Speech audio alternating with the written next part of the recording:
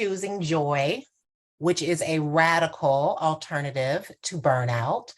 I cannot wait to talk about this topic with you all. Have you ever run so fast that you feel like you are chasing a goal that you feel like just keeps moving?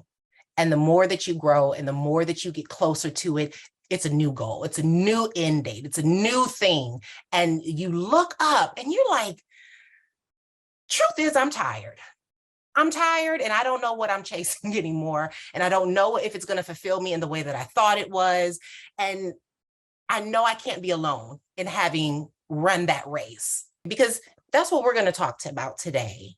Because the thing that I want for you more than anything is to have joy. And I'm talking about not the fluffy, cuddly type joy. I'm talking about a radical type of joy that permeates through your life and is very present in your career. Okay. And the thing about joy is it's a very subjective concept. I mean, in the very nature of it, it shifts based on the mind who's processing it. And context matters, right?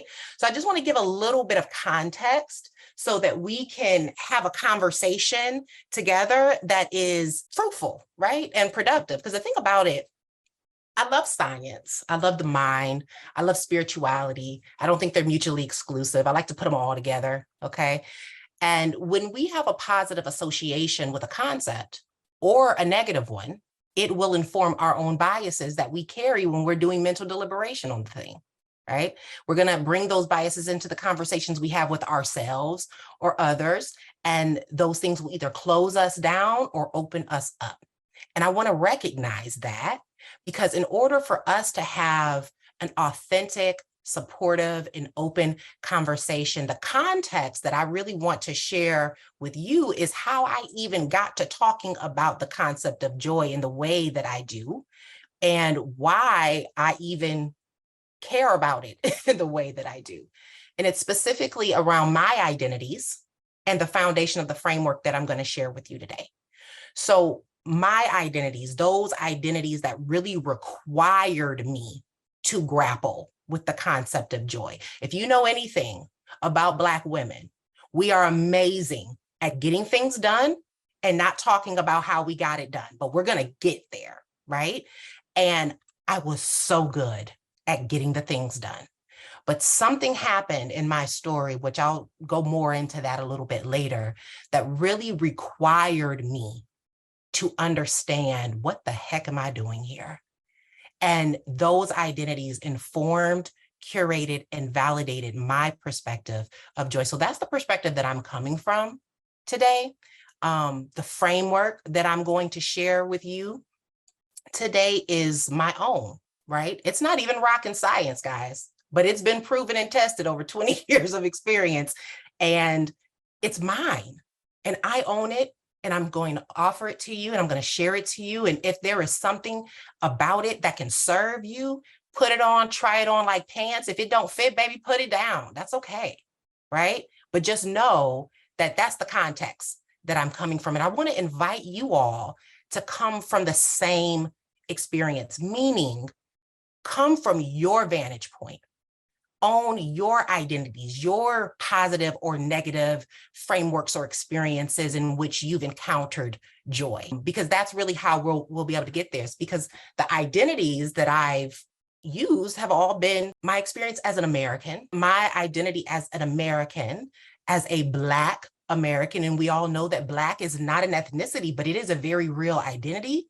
As a woman, as a heterosexual woman navigating through my Christian upbringing and faith, my identity as a project manager. And spoiler alert, I don't think I'm like other project managers. At least I don't look at the discipline in a very stereotypical way. I know these identities are salient to who I am. But when I think about project management, I see it more as an art of manifestation. Think about it though. You're taking an idea and you're bringing it down into reality, right? And so the model that I'll be sharing is called the manifest model. So that's my context. That's where I'm coming from, right? So everything that I'm going to share is going to come from that perspective. But I am more interested in your perspective and what joy means to you. So here's another question, something that I've been really thinking about, again, from my identity as a woman, maybe even more so than the other ones, the idea of pleasure.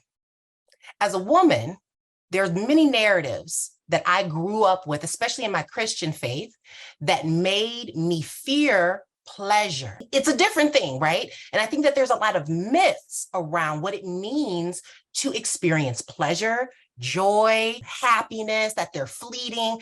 What I'm very curious about is, what are some of the beliefs or myths, or what are the beliefs that you have had, that you've carried with you, that you believed this should give me joy?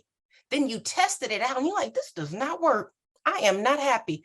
Like, what are some of those things? I want to kind of just put those on the table so that we can carry those as we go through the rest of this workshop. Someone mentioned that it's very easy to know what drains me, but it takes more attention to acknowledge what fills me up. And that is really the transition that I want to rest on, because it does. Why does the brain work this way? I don't know. Why is it easier to flow into lower vibrating energy and to focus on the negative? I don't know, but I'm gonna tell you what, it actually feels satisfying sometimes to talk trash. Like, sometimes you just want to complain. You just have to get it out, right? And you just like, oh, but there's something satiating physically in the body, right? But it actually takes intention, an effort to raise that vibration and to train the brain to do something else to have a long-term impact. So we're going to talk about that.